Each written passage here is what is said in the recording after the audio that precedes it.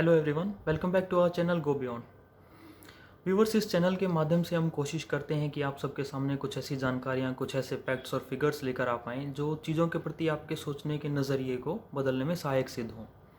इसी कड़ी में आज हम आपके सामने लेकर आए हैं चाय और चाय पीने की आदत से जुड़ी कुछ ऐसी जानकारियाँ जो मुझे उम्मीद है कि आप सबका चाय के प्रति नज़रिया बदल कर रख देंगी।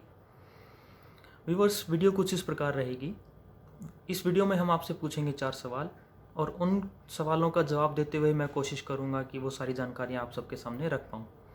वीडियो के लास्ट में मैं आपके सामने कुछ शेयर करूंगा कि कुछ ऐसी आदतें जो आपको अपने जीवन में ज़रूर डाल लेनी चाहिए अगर आप चाय पीते हैं तो, ताकि आप लंबे समय तक स्वस्थ रह पाएँ। सो बने रहिए हमारे साथ और देखिए हमारी वीडियो जो चाय के लिए आपका नज़रिया बदलने के लिए बनाई गई है। According to a survey 88% households ऐसे हैं इंडिया में जहां चाय का कंजप्शन किया जाता है and out of total population of India 64% लोग ऐसे हैं जो किसी न किसी फॉर्म में चाय का सेवन करते हैं। हमारे दिन की शुरुआत से लेके ऑफिस जाने तक, ऑफिस से वापस घर आने तक, मेहमानों के घर आने पर एक वेलकम ड्रिंक से लेके सर्दी खांसी के इलाज तक चाय किसी न किसी फॉर्म में हमारी ज़िंदगी में उपस्थिति दर्ज करा ही देती है। इसीलिए हमने सोचा कि क्यों ना इस पर एक वीडियो बनाई जाए और इस विषय को थोड़ा गहराई से समझा जाए। Question number 1, can tea cause heart attack और अदर हेल्थ रिलेटेड प्रॉब्लम्स? क्या चाय से हार्ट अटैक या अन्य स्वास्थ्य संबंधी समस्याएं हो सकती हैं? इसका आंसर देने से पहले मैं एक चीज़ आप सबको बताना चाहूँगा। हमारी वीडियोस को देखकर अक्सर ये लग सकता है आप लोगों को कि हमारी वीडियोस बहुत ज़्यादा डिटेल में चीज़ों को एक्सप्लेन करती हैं, बहुत ज़्यादा इलेबोरेटिव होती हैं। तो क्या आपको उन सब टर्म्स को समझना, उस प्रोसेस को समझना, उस बिहेवियर को समझना ज़रूरी है क्या? व्यूअर्स, अगर हम इस बात को जान लें, अगर हम ह्यूमन माइंड की साइकोलॉजी को अंडरस्टैंड कर लें कि ये कैसे फंक्शन करता है, तो आप पाएंगे कि ये बहुत ज़रूरी है। कैसे? जब भी आप कोई नई चीज़ सीखते हैं तो हमारा माइंड उस सीखी हुई चीज़ में से कुछ कीवर्ड्स को ढूंढता है और उन कीवर्ड्स को एक मेमोरी एलोकेट कर देगा। So next time when you come in contact with that thing, it means जब भी आप वो काम करेंगे या जब भी आप कुछ ऐसी चीज़ देखेंगे या आप मतलब उस चीज़ के कॉन्टैक्ट में आ रहे हैं, तो हमारा माइंड सबकॉन्शियसली उन कीवर्ड्स को ट्रिगर करेगा और आपको रिमाइंड करवाने की कोशिश करेगा कि ये चीज़ क्या है और आपने इसके बारे में क्या पहले जान रखा है। तो वो कीवर्ड्स जितने ज़्यादा आप जान पाएंगे, यानी जितने ज़्यादा कीवर्ड्स को आपका माइंड मेमोरी एलोकेट कर पाएगा, उतना ही बेटर चांसेस हैं कि आपकी आदतें उस हिसाब से डेवलप हो जाएंगी without special efforts. That's why हम चीज़ें थोड़ा सा इलेबोरेटिव वे में, थोड़ा सा डिटेल में, लॉजिकली एक्सप्लेन करने की कोशिश करते हैं ताकि आप उस प्रोसेस को समझें और नेक्स्ट टाइम जब भी आप वो काम करें, जब भी आप चाय पिएं, तो वो कीवर्ड्स आपका माइंड सबकॉन्शियसली बैकग्राउंड में ट्रिगर करे और आपकी आदतें टाइम के साथ उन कीवर्ड्स को, उस लॉजिक को समझते हुए डेवलप हो जाएं विदाउट स्पेशल एफर्ट। मतलब आपको कुछ अलग से करने की ज़रूरत नहीं है, लेकिन वो सबकॉन्शियसली बैकग्राउंड में सब कुछ हो जाएगा। So let's start. देखिए, जब भी हम चाय पीते हैं तो हमारी बॉडी का बिहेवियर क्या होता है, हमारी बॉडी उस चाय के प्रति कैसे रिएक्ट करती है, उसको अगर हम थोड़ा सा समझ लें। चाय पीने के बाद हमारे स्टमक में चाय जाती है और चाय की केमिकल कंपोजिशन कुछ ऐसी है कि वो एसिड सिक्रीशन को ट्रिगर करेगी। जो एसिड हमारे स्टमक में रिलीज़ होता है वो मेनली उसमें होता है HCl, हाइड्रोक्लोरिक एसिड, राइट।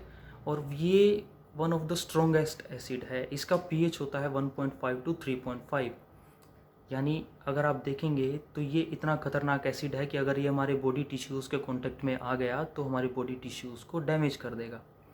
सो वो क्या चीज़ है जो इस खतरनाक एसिड से हमारे बॉडी टिश्यूज़ को बचा कर रखती है? व्यूअर, स्क्रीन पर आप देख पा रहे हैं एक क्रॉस सेक्शनल डायग्राम हमारे स्टमक वॉल का।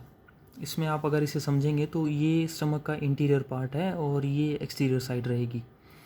इसमें बहुत सारे बायोलॉजिकल टर्म्स डिफाइन किए गए हैं, यहाँ दिखाया गया है, बट उन सबको आपको समझने की ज़रूरत नहीं है। जस्ट दो वर्ड्स हम समझने की कोशिश करेंगे। First one is parietal cell and second one is mucous cell. Parietal cells वो सेल हैं जो हमारे स्टमक में एसिड को सिक्रेट करते हैं, यानी HCl का सिक्रेशन पेराइटल सेल्स करते हैं। और म्यूकस सेल्स वो होते हैं जो म्यूकस का सिक्रीशन करेंगे और म्यूकस मेम्ब्रेन की फॉर्मेशन करते हैं। ये मैंने उस डायग्राम को थोड़ा सा सिंप्लीफाई कर दिया है और इस डायग्राम के थ्रू हम समझने की कोशिश करेंगे कि म्यूकस का रोल एक्चुअली है क्या हमारे स्टमक में और हमारी बॉडी में, राइट। ये ब्लू पार्ट है वो डिनोट कर रहा है एसिड जो हमारे स्टमक के अंदर प्रेजेंट है, जिसका pH 1.5 to 3.5 होता है।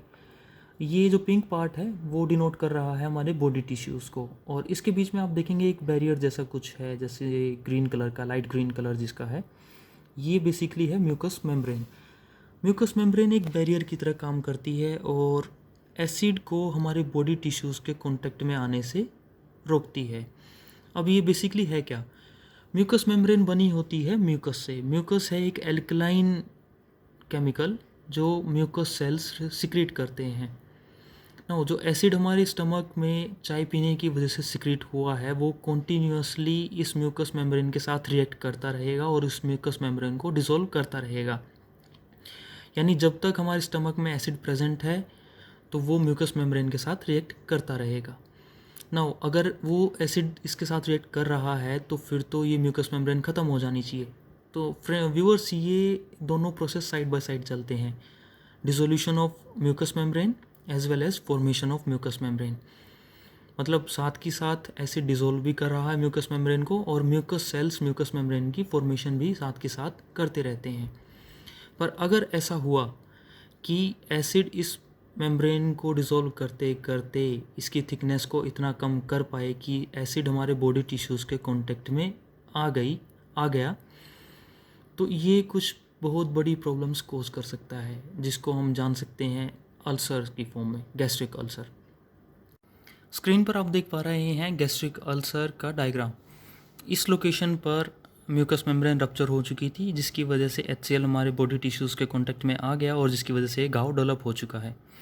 ना गैस्ट्रिक अल्सर क्या क्या कर सकता है? गैस्ट्रिक अल्सर होने की वजह से एक तो पेशेंट को बहुत ज़्यादा पेन एक्सपीरियंस करना पड़ जाता है, प्लस इंटरनल ब्लीडिंग हो जाएगी जिसकी वजह से स्टूल का कलर डार्क हो जाएगा या ब्लैक कलर्ड स्टूल मतलब आने लगेगा पेशेंट को। इसके साथ साथ वोमिटिंग हो सकती है जिसमें खून भी साथ में आ सकता है, सडन वेट लॉस हो सकता है। सो ये कुछ सिम्टम्स हैं जो कि गैस्ट्रिक अल्सर के पेशेंट्स में आमतौर पर देखने को मिल जाते हैं। इसके साथ साथ जो एसिड हमारे स्टमक में रिलीज़ हुआ है वो कोज कर सकता है गैस्ट्रोइसोफेगल रिफ्लक्स डिजीज़। ये क्या है, इसे हम थोड़ा सा इन वर्ड्स को बाइफरगेट करके समझने की कोशिश करते हैं। मैंने बोला gastroesophageal, gastro plus esophageal, right. Gastro word derive किया गया है गैस्ट्रिक से। Gastric means it is related to our stomach. Esophageal word derive किया गया है ईसोफेगस से। ईसोफेगस होता है फूड पाइप जो कनेक्ट करती है हमारे माउथ को स्टमक के साथ, यानी जिसके थ्रू खाना हमारे माउथ से ट्रांसफ़र होता है स्टमक तक। Now gastro oesophageal reflux disease. Reflux disease क्या है? इसमें एसिड राइज कर जाता है सडनली हमारे फूड पाइप के अंदर, और ये कुछ ऐसे सिम्टम्स कोज करेगा जिसमें पेशेंट एक्सपीरियंस करता है सडन चेस्ट पेन, बहुत ज़्यादा उसमें उसको चेस्ट में पेन फील होगा, बर्निंग सेंसेशन फील होंगी। इसके साथ साथ उसको सांस लेने में तकलीफ़ फील होगी, बेचैनी का अनुभव करेगा वो। तो ये सिम्टम्स बहुत कुछ सिमिलर हैं हार्ट अटैक के सिम्टम्स से, और इसी वजह से होता ये है कि जो पेशेंट्स इमरजेंसी सिचुएशंस में हॉस्पिटलाइज होते हैं कि जिनको लगता है कि हार्ट अटैक आया है, उसमें से 44% पेशेंट्स ऐसे निकल कर आते हैं जिनको गैस्ट्रोइसोफेगल रिफ्लक्स डिजीज़ थी, जिसे उन लोगों ने यानी उसके परिवार वालों ने या उस पेशेंट ने हार्ट अटैक समझ लिया। ना चाय की वजह से हार्ट अटैक नहीं होता है, बट कुछ कुछ वैसे सिम्टम्स ज़रूर कोज कर देगा जो हार्ट अटैक जैसे होते हैं। तो उसकी वजह से आपको अनड्यू परेशानी ज़रूर उठानी पड़ सकती है कि आप स्पेशली इमरजेंसी कंडीशंस में हॉस्पिटलाइज होंगे और फिर परिवार वाले भी टेंशन में रहेंगे कि हार्ट अटैक तो नहीं आ गया है। इसलिए दूसरा सवाल, is it good to have tea after meal? क्या खाने के बाद चाय पीना सही है? इसका जवाब है व्यूअर्स, नहीं। आपको खाने के बाद चाय नहीं पीनी चाहिए, और इसका रीज़न ये है कि चाय के अंदर कुछ ऐसे कंपाउंड्स होते हैं जो हमारे न्यूट्रिशनल एब्जॉर्प्शन प्रोसेस में इनहिबिट करते हैं, राइट। चाय में होता है कैफ़ीन, और कैफ़ीन एज अ इनहिबिटर काम करेगा और कैल्शियम के एब्जॉर्प्शन को रोक देगा आपकी बॉडी के अंदर। अगर आपकी बॉडी में कैल्शियम का एब्जॉर्प्शन नहीं होगा तो ऑन अ लॉन्ग रन होगा क्या कि आपकी बॉडी में कैल्शियम की कमी हो जाएगी, और आप हेल्दी डाइट लेने के बावजूद भी कुछ ऐसी समस्याओं का सामना करेंगे आगे चलकर, जिसका नाम है ओस्टियोपोरोसिस।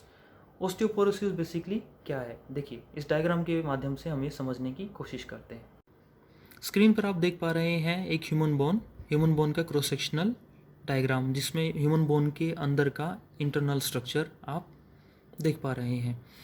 फर्स्ट वन है वो है एक हेल्दी ह्यूमन बोन, और जो लास्ट वन आप देख पा रहे हैं वो है ह्यूमन बोन विद ओस्टियोपोरोसिस।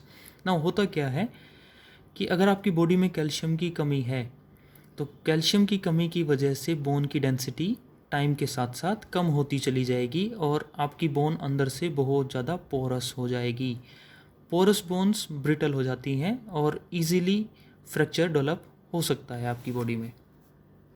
इसके अलावा चाय बाकी न्यूट्रिएंट्स के एब्जॉर्प्शन में भी एज अ इनहिबिटर काम करती है, जिसमें आयरन भी एक है।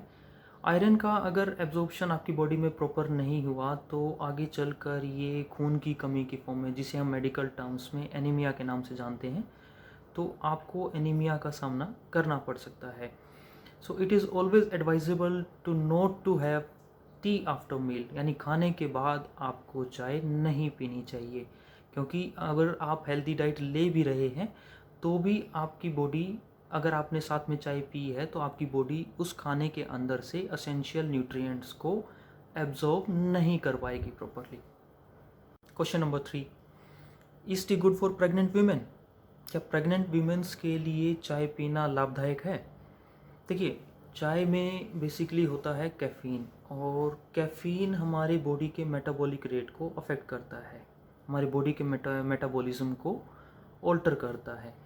सो हम इसको दो पार्ट्स में जानेंगे।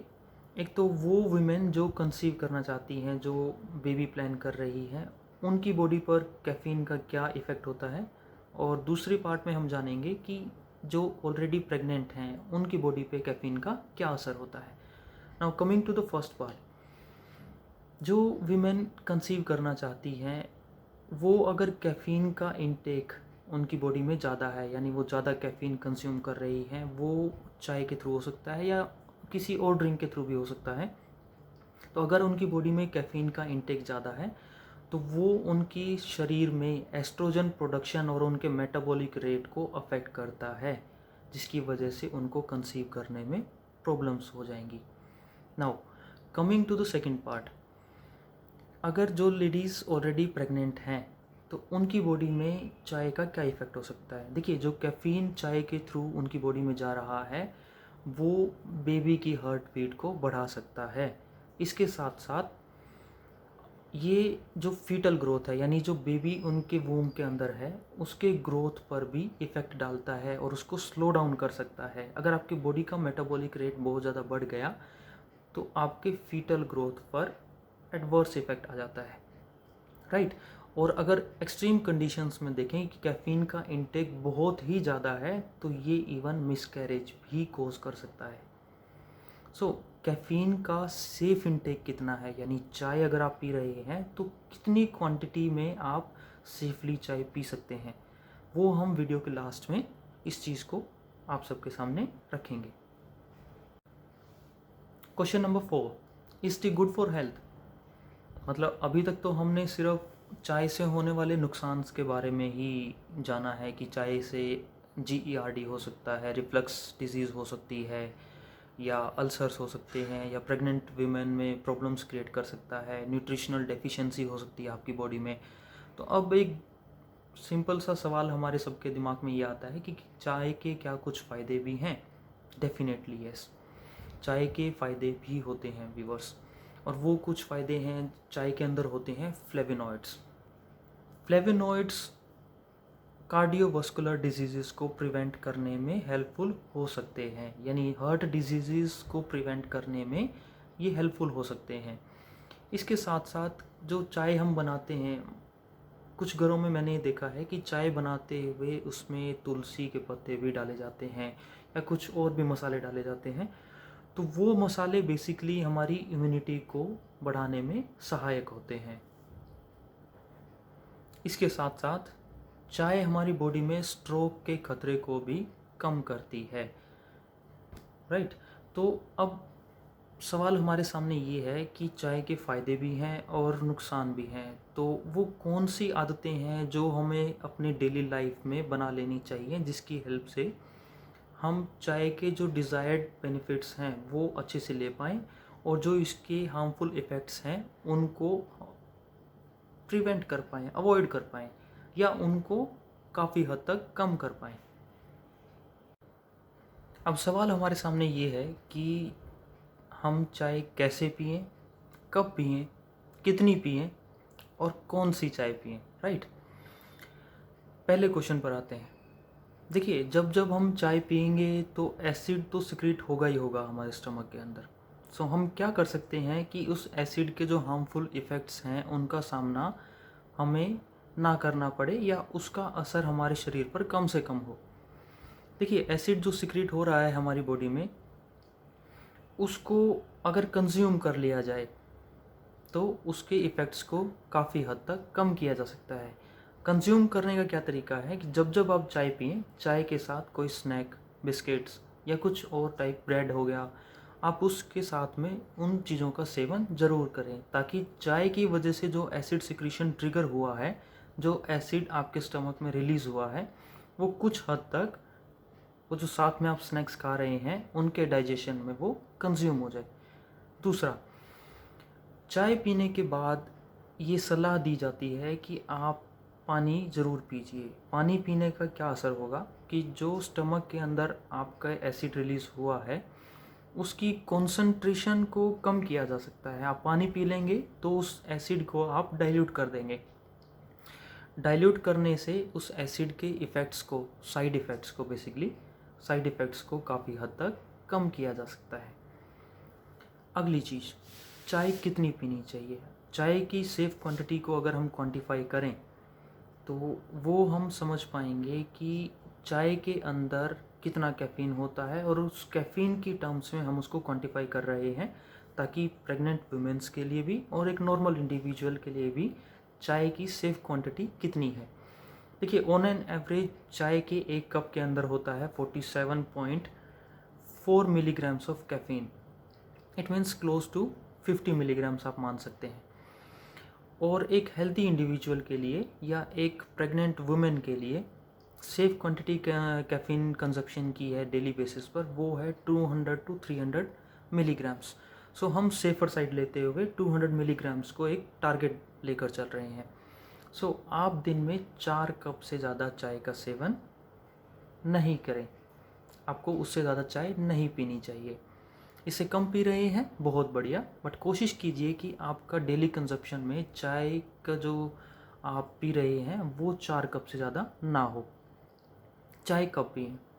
देखिए व्यूअर्स, ऐसा कोई फिक्स डिफाइंड टाइम नहीं है, बट हमें चाय के बिहेवियर को समझते हुए उसकी टाइमिंग को समझना चाहिए, उसकी टाइमिंग को डिसाइड करना चाहिए।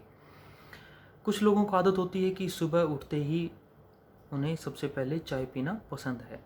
देखिए, सुबह चाय पीने का कोई भी लॉजिक मुझे समझ में नहीं आता है। देखिए, जब चाय में जो कैफ़ीन होता है उससे आप तरोताज़ा महसूस करेंगे, आपका जो अलर्टनेस लेवल है वो बढ़ जाता है ब्रेन का। बट अगर आप नींद लेकर उठ रहे हैं, आप रेस्ट आपने किया है पूरी रात को और सुबह आप उठे हैं, तो आपका माइंड वैसे ही फ्रेश है। उसको उस टाइम पे अलर्टनेस इंक्रीज़ करने की या उसके अलर्टनेस लेवल को बढ़ाने की, जहाँ तक मैं समझता हूँ, कोई रिक्वायरमेंट है नहीं उस टाइम पे। प्लस आप क्योंकि चाय पी रहे हैं तो उस टाइम आपका स्टमक खाली है बिल्कुल, तो जो एसिड सिक्रीट होगा वो अनयूटिलाइज्ड पड़ा रहेगा। तो कोशिश कीजिए कि आप सुबह उठते ही चाय का सेवन ना करें।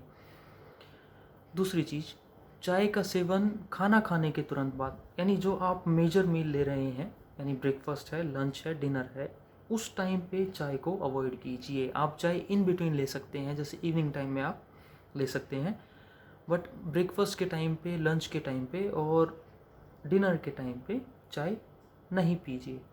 उसका क्या फ़ायदा होगा कि आपकी बॉडी को सफिशिएंट टाइम मिलेगा कि जो ज़रूरी न्यूट्रिएंट्स हैं उनको वो इफ़ेक्टिवली खाने के अंदर से एब्जॉर्ब कर पाए और आपकी बॉडी में किसी भी न्यूट्रिएंट की आगे चलकर डेफिशिएंसी ना हो और आप ऑस्टियोपोरोसिस, एनीमिया और बाकी हेल्थ प्रॉब्लम्स से बचे रहें।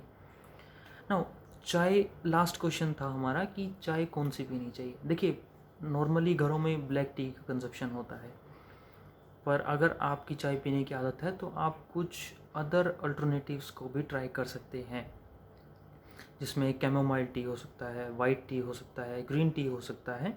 तो नॉर्मल ब्लैक टी के कंपैरिजन में ये चाय पीना काफ़ी हद तक फ़ायदेमंद होता है।